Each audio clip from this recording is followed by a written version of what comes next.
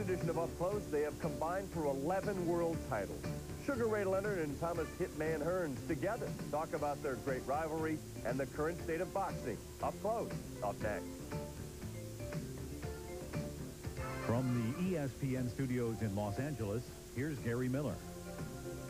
Hello, everyone. Welcome to Up Close. We're back studio bound, and what a pleasure it is to be back in Los Angeles, because sitting with us are two legends, Sugar Ray Leonard and Thomas Hitman Hearns. And you know, we were talking before we started rolling today about the era that you guys were in, and nobody left in the ring like you did. Now, people want to, why don't you, you're back in the ring, why don't you guys get back together and have three? The last one ended in a draw. Well, you know what, I really do believe that we don't have to get back in the ring to make it excitement, to make the boxing game excitement again. I think that Ray and myself need to just hook up and do some things together and consider it with boxing.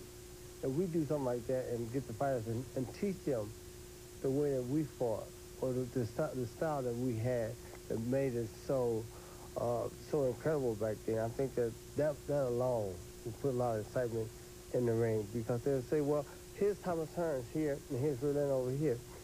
And I have my own little group, and he has his own little group. Put them together, you got them fighting all over again. Thomas Hearns against Ray Leonard. Ray Leonard against Thomas Hearns. Happening all over again. Well, here's 89 again. Let's quick look at it. I don't like to watch it. Why not?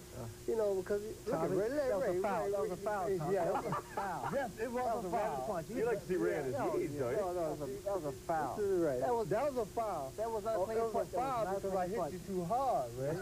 Yeah, that's why it was a foul. So you really don't like watching stuff? I'll watch it, you know, because it just keep memories on my mind. And every time I see Ray, I got to taunt Ray. I don't watch fights that I've lost or fights that ended in a draw. In a draw. I don't watch them. Just for some reason, I have selective memory. I know. Yeah, I just don't watch them. That fight was a tough fight. You've got about 40 pounds on you now, right? Huh. No, come on, man. Tommy, come on. Look at your suit. Give me your size 44 in the chest. Huh? You said... This has been going on for years. This is not nothing new. This has been happening. Oh, yeah. This was happening when I was 147 pounds. How did you get to be friendly, though, after, you know, warring in the ring, having some... And there was some natural antagonism after some of those fights. I cannot dislike a man that's been there, that we made lots of money together. So, you know, I can't just say, well, hey, I don't like this guy. You know, regardless of what we've done or how much money we made, I don't like... No. I don't see that. I mean, if by me and Ray getting together and making all this money together, I have no hate. I have no hate for it at all. There's truly never been any deep personal animosity towards one another. I mean, Tommy Hearns and I, we did what we had to do. We prepared ourselves. But there's been a whole lot of love too, right? I know. that is true. That is true. But we never tolerate each other. No, yeah. we did tolerate each other. I could never hate Ray. Ray has always been different. You know, I always define different. Tom. Yeah, don't ask me to define it, because you know it might be bad, Ray. But anyway, I always look at Ray and say, well, Ray always tried. See, Ray game is to outsmart you all the time. And not just in boxing, but in actually in the street or in business. He's always trying to outslick you all the time. And I catch it all the time. I was like, wait, you about to deal with Ray Leonard, man, so you know you got to be ready. So I put my thinking cap on, and when I come to Ray, I already gave all my thoughts all thought out. And then he'll twist them around on you. Well, he tried. So I think one comparison we might make is that Ray, you were seen as the glamour guy, you know, and I think that Oscar De La Hoya, some people see as, in a similar sense now, the guy who's, as we watch him here in a fight coming up to this week. Yeah.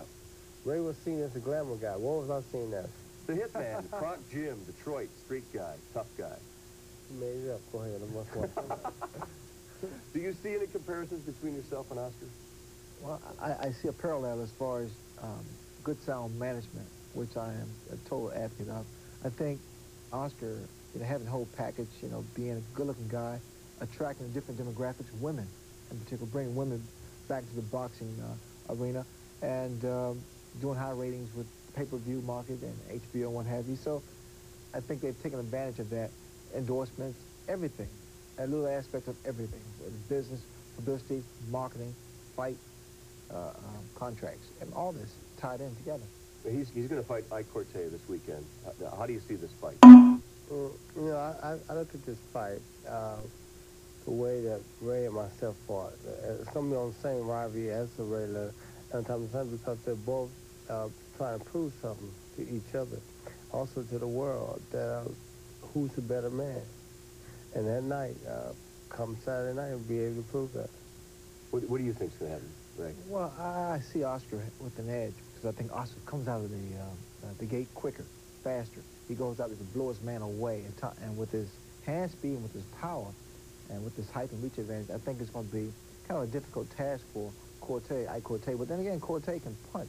Very solid jab that he has. But, I mean, this is a very interesting fight, and I'm glad it's happening now because I think 1999 is going to be a great year for boxing, where it's champions fight champions, good quality fights, no mismatches, and you have guys who want to be the best. These two young guys who are great fighters, undefeated, it's going to be a lot of excitement. Well, we got Felix Trinidad also in this division. We have Pernell Whitaker, who's trying to come back in it. Is this as deep as it's been since the heyday of Hearns and Leonard? I think that the competition definitely has stepped up because before it was kind of hard, like Ray said, it was kind of hard to get the two top guys together. Exactly. Everybody seemed like they was ducking each other. And now they seem like they're coming together more. And as they keep coming together, then you're going to see bigger and better fights. Why do guys duck each other? I mean, there was a time between the time you first fought, it took 8 years for you guys to get back together. Who wants to lose? Everybody wants to win. And if the guys see that this guy may give him a problem, then you're not going to want to fight him. You're not going to fight him at all. I think also from a business standpoint, a lot of times promoters, managers, they protect their investment. You know, if a guy can fight some guy from the hills for X amount of dollars on pay-per-view or whatever, why not? I mean, I think no you risk. just told me something, Ray. Which one? That's why he ducked me for so many years. 8 years. After the first fight, man, Tom, he ducked me for 8 years, man. Why? When there was first discussion about you and I fighting, you didn't even have a driver's license. Say what? You go, wait, I'm much older, Tommy. Right, you are much older. When's the last time either one of you actually drove a car? I drive all the time. Do you? You don't get chauffeured around everywhere? No, I drive my Volkswagen. I do. A Beetle, right? I drove my wife's car. I was Pinto. Oh, right. I drove a black Volkswagen. I drive a blue Pinto. Well, that's probably very popular in Detroit. You stick with that. Sky blue. Everybody sees when I come down the street. I got to see a picture of this. We're gonna check the validity of these stories during the break, and we'll also go back and talk about this great rivalry, one of the greatest in the history of their sports. Here's a look at 1981. We'll talk about why it took so long to get the rematch. We'll also talk about Mike Tyson and the rest of the boxing world when we continue up close.